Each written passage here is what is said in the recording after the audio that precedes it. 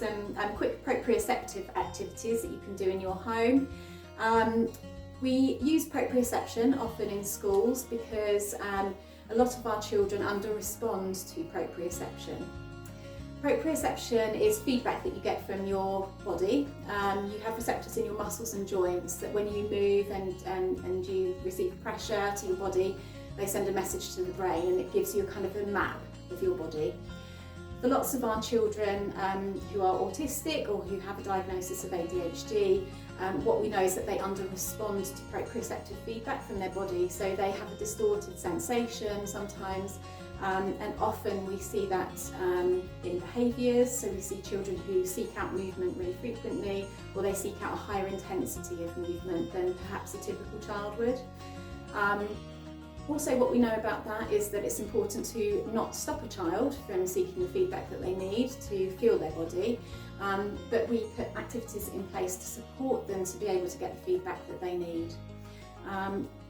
Obviously at the moment lots of people are at home, so we're looking at some activities that you can do in a small living room such as this, and we have a number of those lined up, some of which use equipment, and some of which you can do without equipment and just using things that perhaps you have in the house already.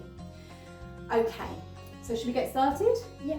Excellent. So the first one we're going to show you is just simply some animal postures, and in lots of these activities we're going to be trying to work the lower body and the upper body. Often when we send children away to do some exercise, we get them running and doing things like that, but what we often see is that children want to climb. And working the upper body is really, really important for self-regulation. So we're going to attempt to bring in some self-regulatory upper body stuff as well. So the first one we're going to do is some animal postures, which we're going to demonstrate over here. And I'll just give you a bit of an idea about how we can kind of lengthen some of the more tricky ones. Okay, so the first one that we're going to do is a crab position. So we weight bear through the upper body and the lower body by lifting the bottom off the ground. This movement can be a bit tricky for some children, so we can either get them to move like a crab, or we can encourage them by using a toy such as this, and we can walk the toy underneath the bridge, and each time we can increase it. So we can say, right, we're going to walk the elephant 2 times under the bridge. Are you ready? Okay, hold the bridge. Here goes the elephant. 1, and back again. Here goes it, don't squish him. 2. Excellent, well done Isaac, thank you. So we're encouraging the child just to hold that for a little bit longer. Some other postures that we can use is being on all fours, so being in a dog position. And to encourage a child to stay in this position, we could use a balloon and get them to tap the balloon while they're walking about. We can also use what we call a lizard position, so laying on the front, lifting the body up with the arms. Excellent. Well done. And for children who are able to, we can also do a frog. The frog is quite good because it takes weight through the arms and the legs and gives lots of proprioception. Excellent frog. Well done. So those are some of our postures we can use to get proprioception into the body. Okay, the next one we're going to use, if you can see the lines behind me here, we've used coloured masking tape, and we're going to again get feedback through the legs and through the upper body. So Isaac, can you jump to the yellow line? Yes. Can you jump to the orange line? Yes. Can you jump back to the yellow line? So turn around and jump to it. Uh-huh. Turn around. Can you jump to the red line? Yes. Okay. Excellent. So we can do forward jumping, and we can also do backward jumping if the child is confident enough. For lots of our children who struggle with motor planning, backwards movements can be quite tricky. Okay, we're now going to show you how to use it for upper body.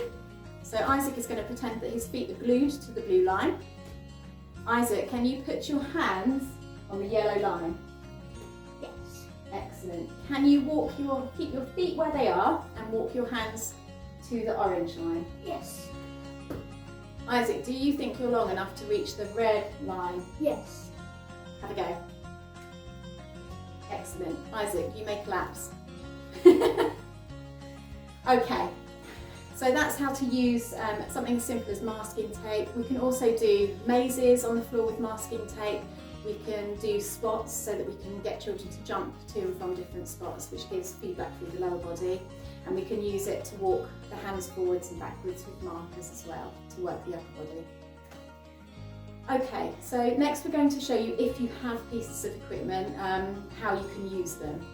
So number one, we're going to show you how to use the peanut ball in 2 different ways. We're going to use a hoop for a target, which I don't think you can see on camera. Oh, you can just see part of it. And we're going to use a beanbag and some cuddly toys.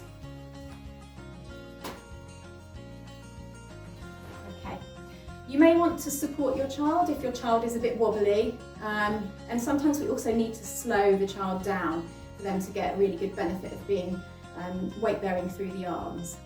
So I'm just going to help Isaac. Okay, so on your tummy. Okay, you fold onto your arms. Pick it up, throw it to the target. Excellent, well done. Okay, next one. Okay, let's go. Excellent. Good shot, well done. Brilliant. Okay, and rolling forward again.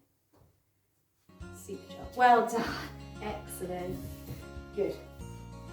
So this activity is really nice for working on the upper body, weight bearing through the arms, which is good for self-regulation. And we've also worked on his ability to extend his back, his head control, and also his visual skills in terms of looking for a target and being able to throw towards it. Okay. The second way that we can use a peanut is to sit on it and simply bounce. The cowboy. We can also use pressure through the shoulders. So some children, when they bounce like this, can become very over alert. So we can use deep pressure through the shoulders to help regulate them.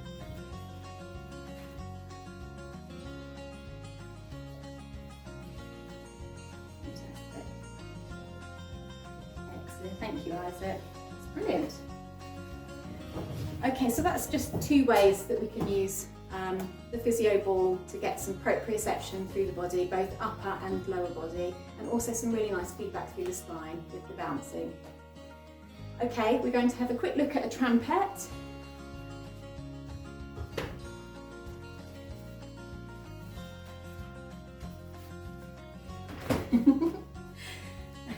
So the trampette, quite simply, is excellent for bouncing. Take it away. We can improve on this bouncing activity by playing a game of catch with the child. This is excellent again for kind of visual motor skills and just being able to pay attention. So we'll just have a quick game of catch. Excellent. And Isaac, can you throw them in our target? Yay, fantastic, well done. Super job. So a trampette, if you have a small trampette inside, again is an excellent way of getting proprioception, so loads of feedback through the lower body. Nearly there. If anybody has a body sock at home, these are also an excellent way to get proprioception into the body. Isaac will just briefly demonstrate.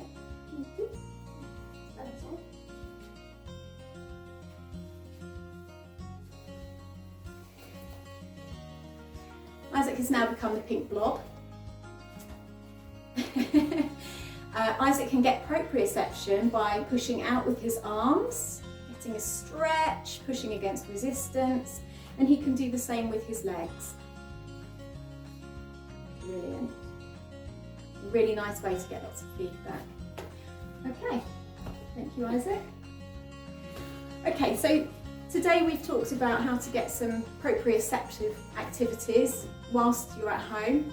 We've talked about ways to do postures and movements that give you proprioception without using equipment. We've talked about how to use something like masking tape to be able to get some movement and to structure some upper body and lower body exercises. We have shown you how to use a peanut ball in 2 different ways if you have one at home, how to use a trampette, and also if you have a body sock, how to get some feedback using that as well. It's really important to make sure that whatever space you're doing your movement in, you make sure that it's safe. And if you know that your child is a bit wobbly, so they struggle slightly with balance, always be there to support them and just ensure that you've checked the area to make sure it's safe. Okay, we're finished, and Isaac would really like to finish by showing you some hula hoop skills. Oh yeah.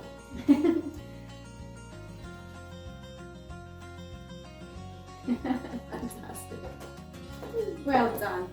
Okay, we hope you've enjoyed our short video on proprioception and hope to see you soon. Bye. Bye.